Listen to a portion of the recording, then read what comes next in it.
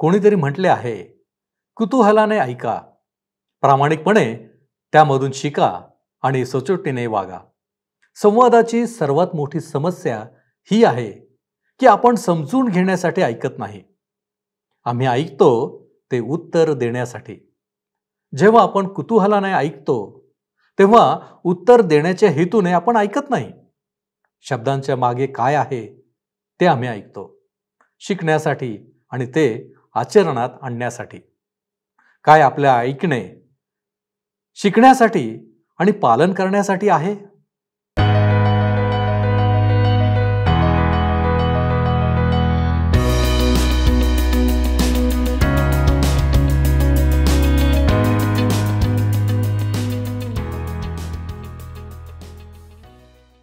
उपस्थित सर्व बंधू आणि भगिनींनो, उपासना कार्यक्रमामध्ये आपले हार्दिक स्वागत.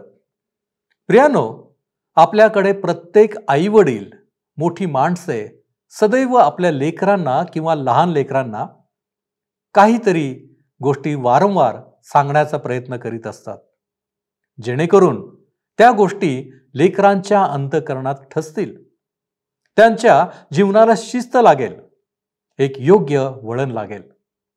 एक मनुष्य या नात्याने आपण जर इतकी काळजी घेतो तर परमेश्वर ज्याने आम्हा सर्वांना निर्माण केले तो कितीतरी अधिक पटीने आमची काळजी घेईल. म्हणूनच आम्ही त्याची लेकरे या नात्याने आमची जबाबदारी पार पाडावी. हेच आपण आजच्या अध्ययनातून पाहणार आहोत. आपण एका गोष्टीवर लक्ष केंद्रित करण्याचा प्रयत्न करू, ती म्हणजे ऐका, शिका आणि काळजीपूर्वक पाळा. तर मग चला प्रियानो, आपण आपल्या अध्ययनाची सुरुवात करूया.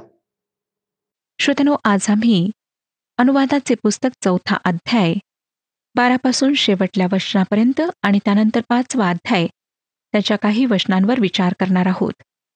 आम्ही पाहिलं होतं की कशा प्रकारे परमेश्वराने त्यांना सांगितले होते की तुम्ही हे सर्व विधी व नियम, सर्व वचने आपल्या मुलाबाळांनाही शिकवा, त्यांना सुद्धा माझे भय बाळगायला शिकवा. 12वं वचन सांगतं, तेव्हा परमेश्वराने त्या अग्नीमधून तुमच्याशी भाषण केले. तुम्ही बोलण्याचा आवाज ऐकला पण काही आकृती पाहिली नाही, वाणी मात्र ऐकली. प्रभू येशूने फार स्पष्टपणे सांगितले, योहान कृशुभवर्तमान 4था अध्याय आणि 24व्या वचनात, की परमेश्वर आत्मा आहे व जे त्याची उपासना करतात त्यांनी आत्म्याने व खरेपणाने त्याची उपासना करायला हवी. श्रोत्यानो, प्रभू येशू ख्रिस्त आमच्याकरिता मानव बनला, परंतु पवित्र शास्त्र बायबलमध्ये त्याचे शारीरिक रूप कसे होते ह्याविषयी काहीच वर्णन आम्हाला वाचायला मिळत नाही. मी व्यक्तिगतपणे ख्रिस्ताच्या चित्रावर विश्वास ठेवित नाही. मला माहीत आहे की आपणापैकी अनेक लोकांना येशूचे चित्र समोर ठेवून उपासना करणे आवडते. एका स्कॉटिश अभ्यासकाराने म्हटले, मानवाने येशूचे चित्र तोपर्यंत रेखाटले नव्हते जोपर्यंत त्याच्या हृदयातून त्याची उपस्थिती समाप्त झाली नव्हती. श्रोत्यानो, आम्हाला येशू हृदयात असण्याची गरज आहे, चित्रात किंवा कपड्यावर रंगवलेला नाही.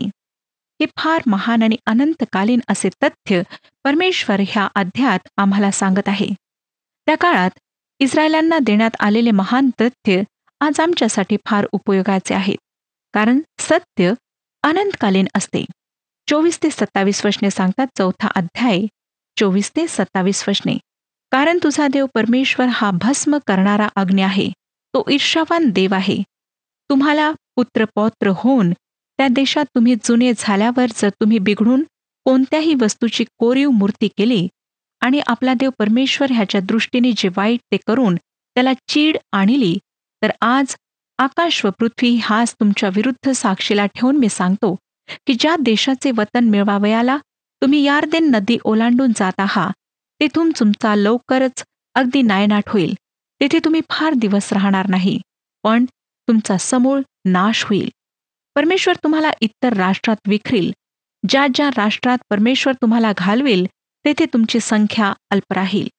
आज सुद्धा श्रोत्यानो, हे राष्ट्र जगासाठी एक साक्ष बनले आहे, परंतु कशाकरिता? त्यांच्या आज्ञा उल्लंघनाकरिता. ते आज संपूर्ण जगात पसरलेले आहेत. का? कारण त्यांनी त्या गोष्टी केल्यात ज्या परमेश्वराने त्यांना करण्याकरिता मनाई केली होती. आज जरी ते त्यांच्या राष्ट्रात काही प्रमाणात परतलेले असले तरी समस्यांनी घेरलेले आहेत. परंतु जेव्हा परमेश्वर त्यांना स्वतः वापस आणेल तेव्हा त्यांना ह्या सर्व समस्या राहणार नाहीत. आज सुद्धा हे राष्ट्र देवाच्या न्यायाखाली आहे, कारण श्रोत्यानो, त्यांनी देवाकडे पाठ फिरवली. जे राष्ट्र देवाला नाकारते त्यांच्यावर देवाचा न्याय अवश्य येतो. आज आमच्यासाठी हा एक महान पाठ ह्या ठिकाणी आहे. 30 वचन वाचूया. 4 अध्याय 30 वचन. तू संकटात पडलास आणि ही सर्व अरिष्टे तुझ्यावर आली, म्हणजे शेवटी तू आपला देव परमेश्वर ह्याच्याकडे वळशील आणि त्याची वाणी ऐकशील. महासंकटाविषयी जो काळ येणार आहे त्याविषयी पवित्र शास्त्रात ही एक पहिली नोंद आहे. शेवटी तू म्हणजे श्रोत्यांनो, जुन्या करारात हे महासंकटाच्या काळाविषयी सांगण्यात आलेले आहे. तू आपला देव परमेश्वर ह्याच्याकडे वळशील आणि त्याची वाणी ऐकशील. 31 वचन पहा. कारण तुझा देव परमेश्वर हा दयाळू देव आहे.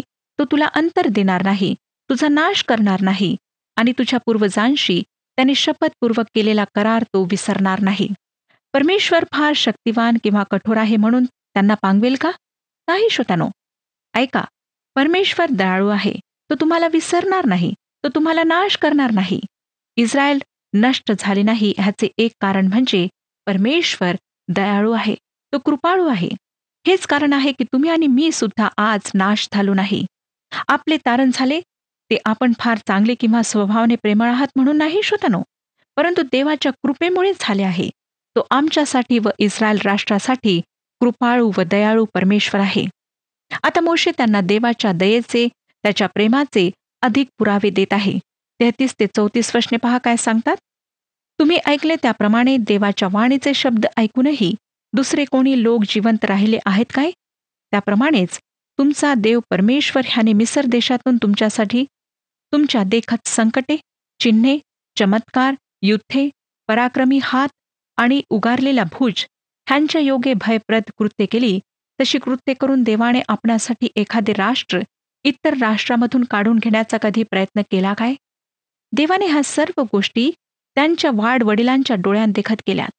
परमेश्वर त्यांनी ते विसरावे हे अपेक्षित नव्हता. परमेश्वर त्यांच्याशी फार दयाळू होता. त्यांनी ह्या सर्व गोष्टी स्मरण ठेवाव्यात अशी त्याची अपेक्षा आहे. 37 वचन. त्याने तुझ्या पूर्वजांवर प्रीती केली म्हणून त्यांच्या मागून त्यांच्या संतानाला त्याने निवडून घेतले आणि स्वतः आपल्या महासामर्थ्याने त्याने तुला मिसर देशातून बाहेर आणले. परमेश्वराने त्यांच्यावरील प्रेमाखातीर हे सर्व केले आणि हेच स्पष्टीकरण आहे. त्यांच्यामध्ये काही चांगुलपणा नव्हता, परंतु देवामध्ये चांगुलपणा होता. आम्हाला दिसतं श्रोत्यानो की पावलोपावली ह्या लोकांनी परमेश्वराच्या आज्ञा तोडल्यात. परमेश्वरापासून ते दूर गेलेत. त्यांनी परमेश्वराच्या विरुद्ध कुरकुर केली, परंतु फक्त परमेश्वराच्या प्रेमामुळेच हे लोक जिवंत राहिलेत. देव आज आमच्यावर प्रेम करतो, परंतु तो प्रेमामुळे आमचे तारण करीत नाही. तो कृपेने आमचे तारण करतो. स्वर्गाचा मागचा दरवाजा उघडून तो आम्हाला आत घेत नाही. नीतिमान राहून तो असे करू शकत नाही. श्रोत्यानो, आमच्या पापांसाठी बलिदान करणे त्याच्याकरिता जरुरी होते. देवाच्या प्रेमाने ख्रिस्ताला आमच्यासाठी ह्या जगात मरण्याकरिता पाठवले, जेणेकरून तुम्हाला आणि मला पापांची क्षमा प्राप्त व्हावी. पवित्र शास्त्र बायबल असे म्हणत नाही की देवाने जगावर एवढी प्रीती केली की त्याने जगाला तारण दिले, परंतु ते असे म्हणते की देवाने जगावर एवढी प्रीती केली की त्याने आपला एकुलता एक पुत्र दिला, ह्यासाठी की जो कोणी त्याच्यावर विश्वास ठेवील त्याचा नाश होऊ नये, परंतु त्याला अनंतकालीन जीवन प्राप्त व्हावे. श्रोत्यानो, ह्याच मध्ये तो काहीच फरक करीत नाही. 44 आणि 45 वचने पहा. 4 अध्याय 44 आणि 45 वचने. मोशेने इस्रायल लोकांना जे नियमशास्त्र नेमून दिले ते हेच. इस्रायल लोक मिसर देशातून निघाले तेव्हा त्यांना मोशेने सांगितलेले निर्बंध, विधी व नियम हेच. ह्यांना हे विधी व नियम पाळायचे होते, हे निर्बंध पाळायचे होते आणि तेव्हाच परमेश्वर त्यांना आशीर्वादित करणार होता.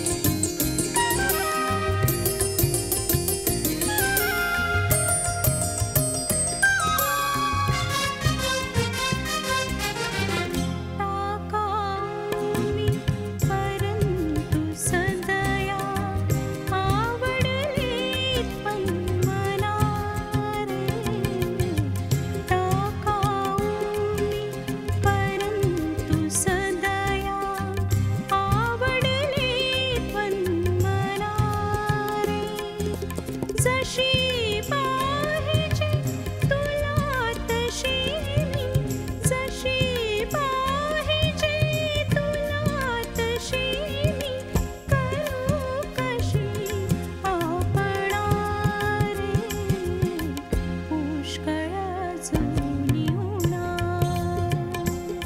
मी उणा, मी उणा. आता 5वा अध्याय आम्ही पाहणार आहोत. ह्या अध्यायामध्ये 10 आज्ञांची पुनरावृत्ती आम्हाला पाहायला मिळते. हे मोशेचे दुसरे औपचारिक भाषण आहे. नियमशास्त्र तो पुन्हा सांगत आहे. अद्यापही भर प्रेम आणि आज्ञापालन ह्या 2 विषयांवर आहे. 5 पासून 7 अध्यायांमध्ये 10 आज्ञांना पुन्हा सांगणे आणि त्यांचा खुलासा करणे आम्हाला आढळते. ज्या पिढीने सिने पर्वताजवळ दिलेले नियमशास्त्र ऐकले होते ती पिढी आता समाप्त झाली होती. आता ही नवीन पिढी होती जी त्या देशात प्रवेश करणार होती. तिला नियमशास्त्र सांगून त्याचा खुलासा करणे मोशेकरिता आवश्यक होते. मोशे 40 वर्षाच्या रानातील अनुभवाच्या प्रकाशात ह्या सर्वांचा खुलासा ह्या नवीन पिढीकरिता करणार होता. आता आपणापैकी काही म्हणतील की ही तर निर्गमच्या 20व्या अध्यायाची नकल आहे. होय श्रोतांनो, असं वाटणं साहजिक आहे, कारण फार अधिक प्रमाणात ह्यामध्ये सारखेपणा आहे. हे दर्शविते की 10 आज्ञा पुनरावृत्ती करण्या इतपत महत्वाच्या आहेत. 10 आज्ञा आधारभूत नैतिक नियम आहेत. 5वा अध्याय 1 वचन पहा काय सांगतं.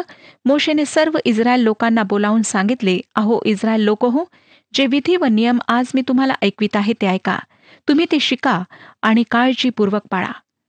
देवाच्या वचनांच्या संबंधात आम्हाला 4 महत्वाच्या पायऱ्या गाठायच्या आहेत. पहिली जी पायरी आहे ती आहे ते वचन ऐकणे. दुसरी आहे ते शिकणे. जे परमेश्वर त्यांना सांगत आहे त्याच्याशी त्यांना चांगल्या प्रकारे परिचित व्हायचे होते. तिसरी पायरी आहे ते पाळणे. ह्याचाच अर्थ आहे की परमेश्वराच्या वचनाला हृदयात उतरवणे. स्मरण करा श्रोत्यांनो की हा विषय दाविदाने स्तोत्रसंहिता 119 अध्याय आणि 11व्या वचनात काय म्हटले. स्तोत्रसंहिता 119 अध्याय आणि 11वे वचन. मी तुझ्या विरुद्ध पाप करू नये म्हणून मी आपल्या मनात तुझे वचन जपून ठेविले आहे. नंतर चौथी पायरी जी आम्हाला पाहायला मिळते ती आहे की त्याप्रमाणे आम्ही करणे. देवाचे वचन फक्त आमच्या अंतःकरणात व डोक्यातच असायला नको, परंतु जेथे आमचे हात आहेत, जेथे आमचे पाय आहेत, तेथपर्यंत ते पोहोचायला हवे. अर्थातच श्रोत्यानो, त्या वचनाप्रमाणे आम्ही करायला हवे. नियम एखादी वाकडी तिकडी भिंत क्षितिजाशी सरळ रेषेत आहे किंवा नाही हे पाहण्याकरिता वापरण्यात येणाऱ्या दोराच्या टोकाजवळील शिशाच्या गोळ्याप्रमाणे आहे. नियम एका आरशाप्रमाणे आहेत ज्याला हृदयावर धरण्यात आले आहे. कारवरील प्रखर प्रकाशाच्या दिव्याप्रमाणे आहे जो अंधारात मार्ग दाखविण्यास व पुढे येणारे वळण उबडखाबड आहे किंवा नाही हे दाखविण्याकरिता असते. परमेश्वर हे स्पष्ट करतो की नैतिक नियमांद्वारे तो मानवाला वाचवणार नाही. नैतिक नियमात काही गडबड आहे असे मुळीच नाही. त्यामध्ये काहीच गडबड नाही, परंतु आमच्यामध्ये नक्कीच गडबड आहे. पॉल गलतीकारासपत्र 2 अध्याय आणि 16व्या वचनामध्ये हे अशा प्रकारे मांडतो. गलतीकारासपत्र 2 अध्याय 16वे वचन. तरी मनुष्य नियमशास्त्रातील कृत्यांनी नीतिमान ठरत नाही, तर येशू ख्रिस्तावरील विश्वासाच्या द्वारे ठरतो. हे जाणून आम्हीही ख्रिस्त येशूवर विश्वास ठेवला, ह्यासाठी की आम्ही ख्रिस्तावरील विश्वासाने नीतिमान ठरावे, नियमशास्त्रातील कृत्यांनी नव्हे. कारण नियमशास्त्रातील कृत्यांनी मनुष्य जातीपैकी कोणीही नीतिमान ठरणार नाही. कोणीही नीतिमान ठरणार नाही. का नाही? कारण नियमशास्त्रातील कृत्ये कोणीही करू शकत नाही. नियमशास्त्र पूर्णपणे कोणीही पाळू शकत नाही. गलतीकारासपत्र 3 अध्याय 19वे वचन सांगतं, तर मग नियमशास्त्र कशासाठी? ज्या संतानाला वचन दिले ते येईपर्यंत नियमशास्त्र हे उल्लंघनामुळे लावून देण्यात आले. ते मध्यस्थाच्या हस्ते देवदूतांच्या द्वारे नेमून देण्यात आले. नियमशास्त्राचा उद्देश काय हे विचारणे योग्य आहे. उत्तर आहे की ते अपराधांमुळे देण्यात आले. जोपर्यंत त्या बीजाची प्रतिज्ञा देण्यात आली ते बीज येत नाही तोपर्यंत नियमशास्त्र एखाद्या व्यक्तीला अपराधी ठरवित असे. ते बीज प्रभू येशू ख्रिस्त आहे. गलतीकारासपत्र 3 अध्याय 24 आणि 25 वचने सांगतात. गलतीकारासपत्र 3 अध्याय 24 आणि 25 वचने. ह्यावरून आपण विश्वासाने नीतिमान ठरविले जावे म्हणून नियमशास्त्र आपल्याला ख्रिस्ताकडे पोहोचविणारे बालरक्षक होते. परंतु आता विश्वासाचे आगमन झाले आहे म्हणून आपण ह्यापुढे बालरक्षकाच्या अधीन नाही. नियमशास्त्राने शाळेच्या बालरक्षकाचे काम केले. एका नोकराप्रमाणे त्याने आम्हाला ख्रिस्ताकडे, त्या ख्रिस्ताच्या वधस्तंभाजवळ आणले, जेणेकरून आम्ही विश्वासाने नीतिमान ठरावे. नियमशास्त्र आम्हाला वधस्तंभाजवळ आणून म्हणते की तुम्ही पापी आहात, तुम्हाला तारणाऱ्याची आवश्यकता आहे. नियमशास्त्राचा उद्देश आहे आम्हाला तारणाऱ्याची गरज आहे हे दाखवणे. श्रोत्यानो, नियमशास्त्र चांगले आहे, ह्यात काहीच शंका नाही. नियमशास्त्र देवाचे मन प्रकट करते. ते दाखविते की तुम्ही व मी देवाच्या गौरवाला अंतरलो आहोत. नियमशास्त्र प्रकट करते की सगळ्यांनी पाप केले आहे व सर्व देवाच्या गौरवाला अंतरलेले आहेत. श्रोत्यानो, ह्या नियमशास्त्राला आपल्या जीवनात लावा, जेणेकरून त्याने आपणाला ख्रिस्ताजवळ आणावे. 5वा अध्याय 2 आणि 3 वचने वाचूया. आपला देव परमेश्वर ह्याने होरेबात आपल्याबरोबर करार केला. हा करार परमेश्वराने आपल्या पूर्वजांबरोबर केला नाही, तर आज जे आपण सर्व जिवंत आहो त्या आपणाबरोबर केला आहे. देवाने त्यांना मिसरमध्ये नियमशास्त्र दिले नाही. जोपर्यंत ते अरण्यात होरेबजवळ होते, जो सिने डोंगर आहे, तेथे आले नाही, तोपर्यंत देण्यात आले नाही. नियमशास्त्र इस्रायल राष्ट्राला देण्यात आले. 4 ते 6 वचने पहा. परमेश्वराने त्या पर्वतावर अग्नीमधून तुमच्याशी तोंडोतोंड भाषण केले. त्या अग्नीच्या भीतीने तुम्ही पर्वतावर चढला नाही. परमेश्वराचे वचन तुम्हाला प्रगट करावे म्हणून त्या प्रसंगी मी परमेश्वराच्या व तुमच्यामध्ये उभा राहिलो. तेव्हा तो म्हणाला, ज्याने तुला मिसर देशातून दास्यगृहातून आणले, तो मी परमेश्वर तुझा देव आहे.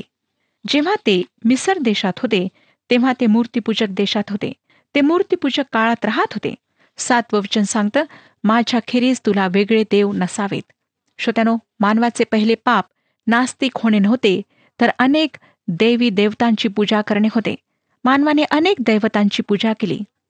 उदाहरणार्थ, बाबेलच्या बुर्जावर त्यांनी जिगरूट बांधले व त्याच्यावर त्यांनी बली चढवले, अर्थातच सूर्याला. सूर्य आणि ग्रह ह्यांची प्रथम मानवाने उपासना केली.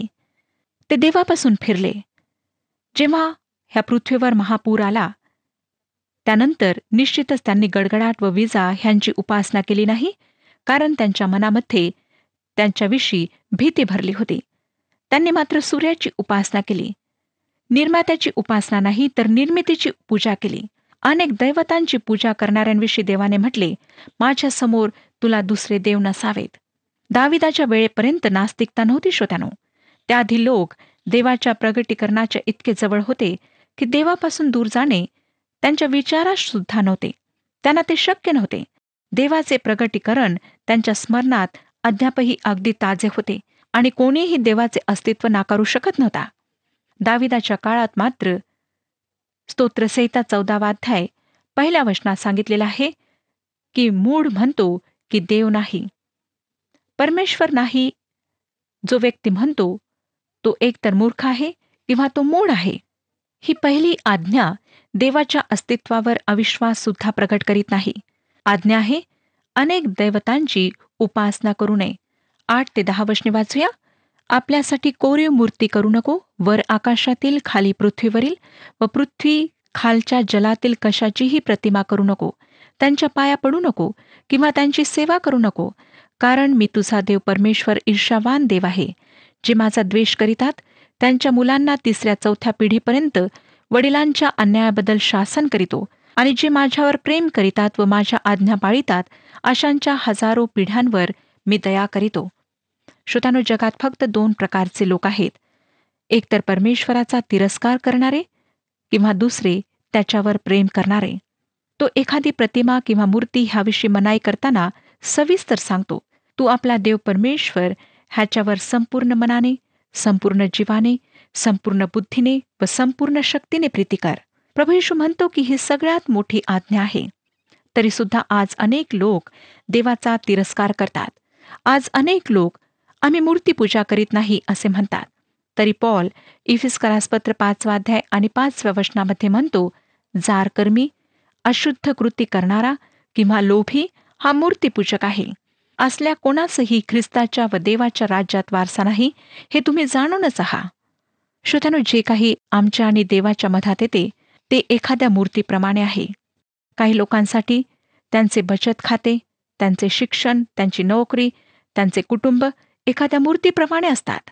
टीव्ही सुद्धा तुमच्या आणि माझ्यासाठी एक मूर्ती होऊ शकतो. जे काही तुमच्या आणि माझ्या जीवनात पहिले स्थान घेते ते आमचे दैवत होते. 11वं वचन, तुझा देव परमेश्वर ह्याचे नाव व्यर्थ घेऊ नको, कारण जो परमेश्वराचे नाव व्यर्थ घेईल त्याची तो गय करणार नाही. जेव्हा पॉल म्हणतो की संपूर्ण मानवजाती पापी आहे, तेव्हा तो रोमकरासपत्र 3 अध्याय 14व्या वचनामध्ये लिहितो की त्यांचे तोंड शापाने व कडूपणाने भरलेले आहे. आज आम्हाला जागोजागी असे लोक सापडतात. परमेश्वराला त्यांचा वीट आहे. परमेश्वर म्हणतो की जे त्याचे नाव व्यर्थ घेतात त्यांना तो निरपराधी ठरविणार नाही.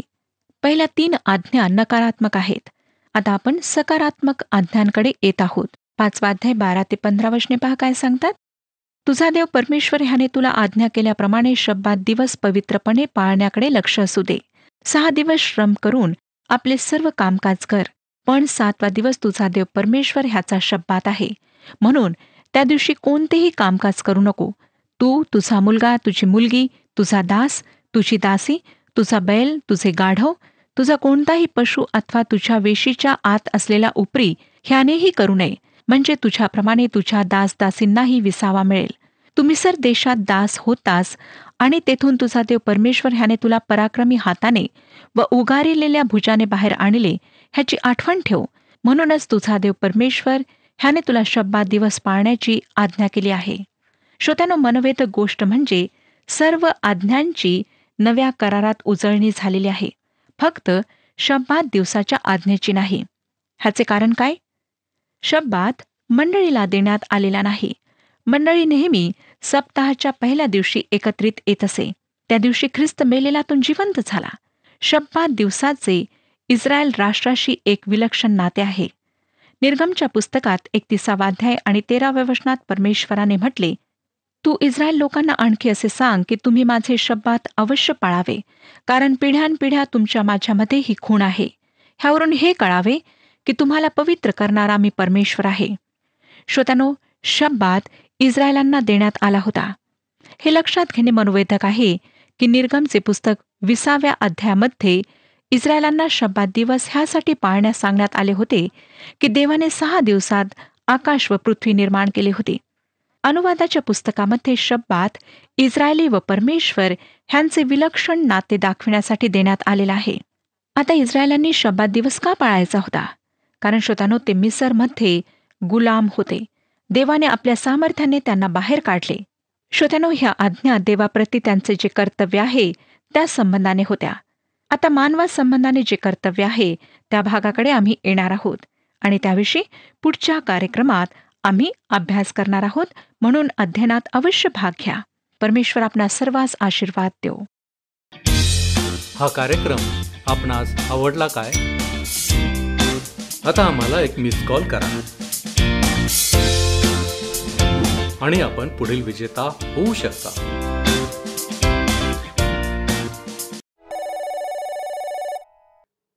प्रियानो, आज आपण महत्त्वपूर्ण गोष्टी शिकलो आहोत. ऐकणे, शिकणे आणि काळजीपूर्वक त्याचे पालन करणे. देवाची प्रीती आम्हा प्रत्येकावर आहे, ही जाणीव आम्हाला सर्व काही देणारी आहे. काय आपण ही जाणीव बाळगून आहात? काय देवाचे ऐकून आम्ही पालन आचरण करतो? आपण आत्मपरीक्षण करूया. आपण प्रार्थना करू. आमच्यावरती प्रीती करणाऱ्या आमच्या महान प्रेमळ परमेश्वरा, पुन्हा एकदा आम्ही उपकारस्तुतीच्या अंतःकरणाने तुझ्या चरणापाशी आलेलो आहोत. यासाठी की प्रभूजी, तू आमचा गुरु आहेस, तू आम्हाला शिकवणार आहेस आणि बापा, तुझ्या आज्ञा आमच्यासाठी अत्यंत मूल्यवान अशा आहेत. परंतु प्रभू, आम्ही आमच्या जीवनामध्ये जगत असताना तुझ्या आज्ञांकडे दुर्लक्ष करतो. तुझ्या आज्ञा आम्ही पाळत नाही. आम्हाला जे मनाला वाटेल ते आम्ही करतो आणि म्हणूनच प्रभूजी, आम्ही अनेक वेळा तुझ्यापासून दूर जातो. आज आम्हाला तू अशी बुद्धी दे, असं सहाय्य कर की जेणेकरून प्रभूजी जे काही तू आम्हाला सांगतोस ते आम्ही ऐकावं, ते आम्ही शिकावं आणि त्याप्रमाणे आमच्या जीवनामध्ये आचरणात आणावं. होय प्रभूजी, आमचं अशक्तपण दूर कर. तुझ्या आज्ञा पाळण्यासाठी तू आम्हाला सहाय्य कर. तारणारा प्रभू येशू ख्रिस्त याच्या गोड आणि गौरवी नावात ही प्रार्थना करतो म्हणून तू ऐक. आमेन. तुम्हाला पूर्णता लाभो, समाधान मिळो आणि येशू ख्रिस्ताची कृपा तुम्हा सर्वांबरोबर असो.